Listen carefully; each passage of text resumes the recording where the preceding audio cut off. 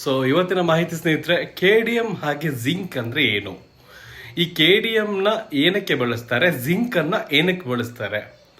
So KDM ಅಂದ ತಕ್ಷಣ almost ನಿಮ್ಗೆಲ್ಲ ಗೊತ್ತಾಗಿರ್ಬೋದು, KDM ಅಂದ್ರೆ ಬಂಗಾರ, KDM ಬಂಗಾರ. ಇಲ್ಲ ಸ್ನೇಹಿತರೆ, ಈ KDM ಅನ್ನುವಂತಹ ಒಂದು ಲೋಹ ಹಾಗೆ ಜಿಂಕ್ ಅನ್ನುವಂತ ಒಂದು ಲೋಹ, ಇದು ಈ ಬಂಗಾರಕ್ಕೆ ಉಪಯೋಗಿಸುವಂತ ಒಂದು ಲೋಹ.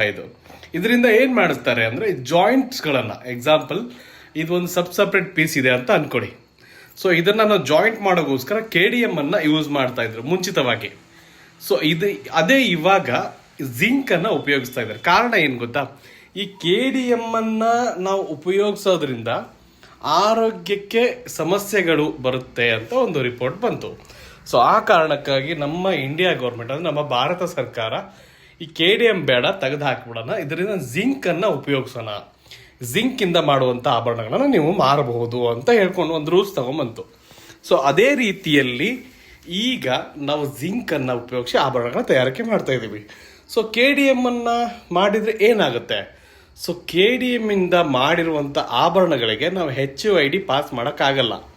HUID ಪಾಸ್ ಮಾಡಬೇಕು ಅಂದ್ರೆ ಅದು KDM ಇಂದು ಬರಲ್ಲ. ಸೊ ಜಿಂಕ್ ಇಂದ ತಯಾರಿಸಿದಂತ ಆಭರಣಗಳಿಗೆ ಮಾತ್ರ HUID ಪಾಸ್ ಆಗುತ್ತೆ. ಸೊ ಈ ಒಂದು ಕಾರಣಕ್ಕಾಗಿ ನಾವು KDM, ಅಥವಾ ಈಗಾದ್ರೂ ಬಹಳ ಜನ ನಾವೇ KDM ಬಂಗಾರ ಅನ್ನೋದು ಒಂದು ರೂಢಿ ಆಗ್ಬಿಟ್ಟಿದೆ. ಎಕ್ಸಾಂಪಲ್, ಹಳ್ಳಿ ವಾತಾವರಣಗಳಲ್ಲಿ ಹೇಗಪ್ಪ, ಬಿಸ್ಕೆಟ್ ಅಂದ ತಕ್ಷಣನೇ ಪಾರ್ಲೇಜಿ ಇದೆಯಾ ಅಂತ ಕೇಳ್ತಾರೆ. ಅಂದ್ರೆ ಪಾರ್ಲೇಜಿ ಅಂತ ಕೇಳಿದ ತಕ್ಷಣ ಬಿಸ್ಕೆಟ್ ಇದೆಯಾ ಅಂತ, ಅಂದ್ರೆ ಆ ರೀತಿಯಲ್ಲಿ ಆ ಒಂದು ಬಿಸ್ಕೆಟ್ ಬ್ರ್ಯಾಂಡ್ ವೈರಲ್ ಆಗಿತ್ತು. ಸೊ ಅದೇ ತರನೇ KDM ಅಂದ್ರೆ ಒಂದು ಆಡು ಭಾಷೆ ಅಷ್ಟೇ, ಜಸ್ಟ್ ನಾವು KDM ಬಂಗಾರನ ಗಟ್ಟಿ ಬರುತ್ತೆ ಈ ತರ.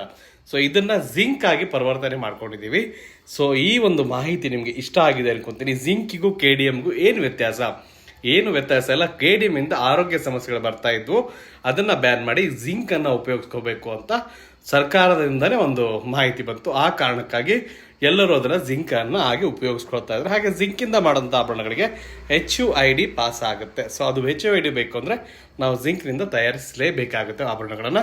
ಸೊ ಈ ಒಂದು ಮಾಹಿತಿ ನಿಮ್ಗೆ ಇಷ್ಟ ಆದ್ರೆ ವಿಡಿಯೋನ ಶೇರ್ ಮಾಡಿ, ಹಾಗೆ ಹೆಚ್ಚಿನ ಮಾಹಿತಿಗಾಗಿ ವಿಡಿಯೋ ಮಾಡುವ ದಾವಣಗೆರೆ ಧನ್ಯವಾದಗಳು.